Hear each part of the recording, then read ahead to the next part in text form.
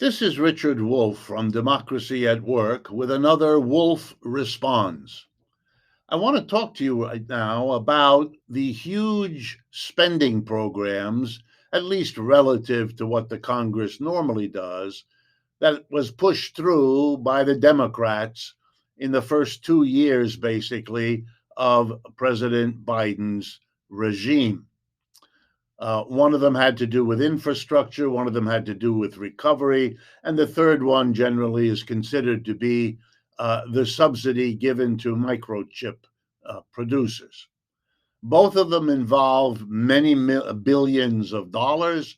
Both of them are classic big spending programs for which the Democrats are famous.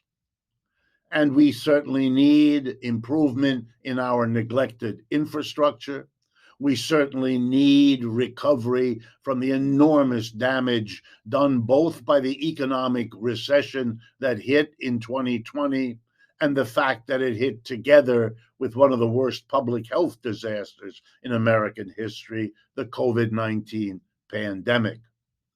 Whether we need to subsidize our microchip producers on a scale of tens of billions of dollars is a much more dicey question, but it is another big spending program, and it is huge government money flowing into the hands of the microchip corporations, or should I say, mega corporations. And that's what I want to talk to you about.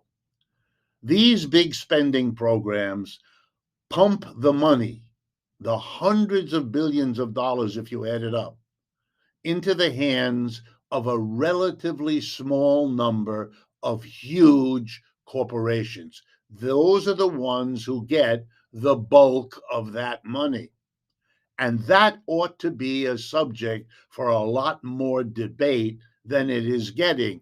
Hence, this Wolff responds.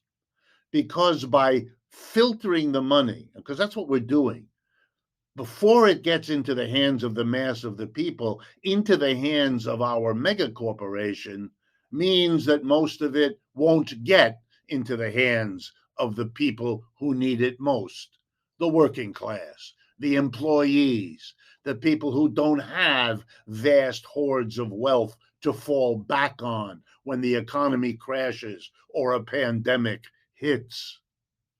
Here's what happens. The big spending is, we're told, is for infrastructure. Okay, that's true as far as it goes, but it goes into very particular hands.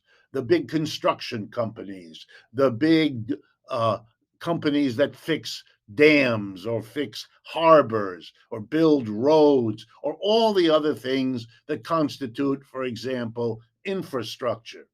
And here's what those companies will do with the money. How do we know it? Because it's what they do with all the money they get, whether by selling their goods or by taking out loans or having people buy their shares. As the money rolls in, here's what we know large capitalist corporations do.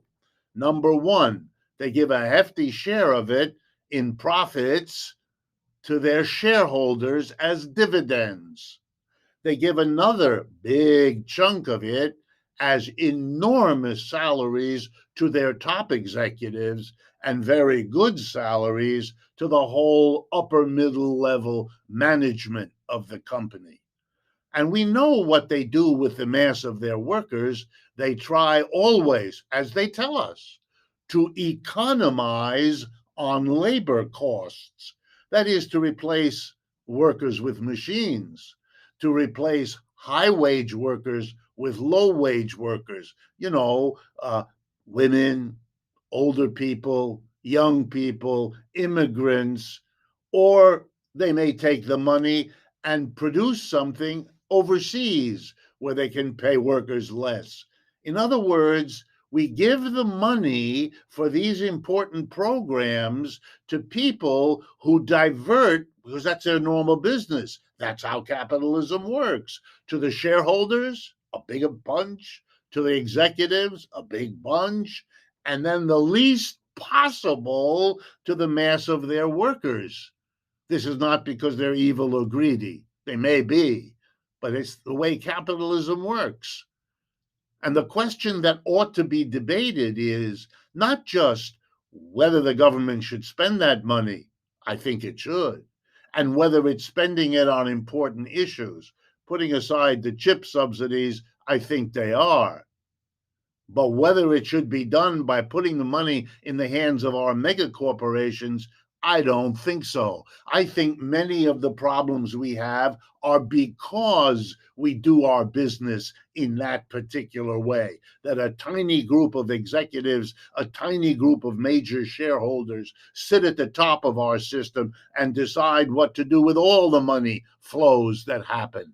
That's a major problem. And pretending it isn't there, pretending it doesn't matter, has got us into the difficulties we're in now. It's a shame and a criticism of the Democrats that they act as if there were nothing to debate, there were no alternative but to give all of those tax revenue dollars into the hands of the same corporations that represent the basic problems of capitalism today.